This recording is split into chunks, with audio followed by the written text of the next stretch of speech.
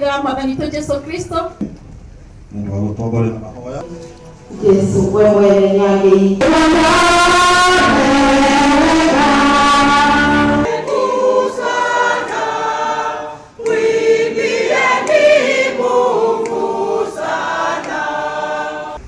Mimi nimekuja tu kusema pole kwa ndugu yangu Bwana Kimotho, a dear brother of mine.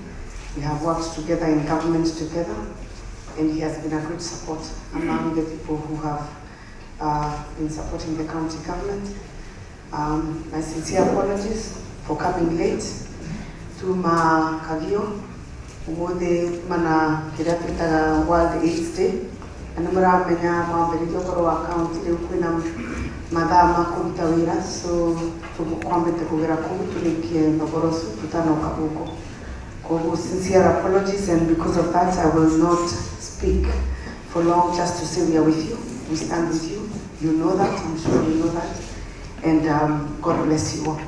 Jumanne tuliapisha rais na akasema yeye mwenyewe Jumanne marks the close ya campaign and electioneering period. Sasa nataka kurudia hivyo kwa sisi watu wa Kirinyaga. Wakati wa campaign iliisha, sisi tungoje 2020.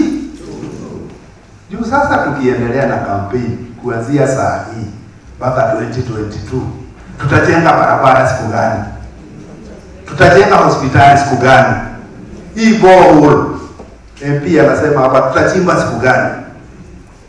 Tuitikie hiyo mwito ya rais ya kwamba kuanzia Jumanne wiki hii tumefunga campaign, sasa tuangalie maendeleo.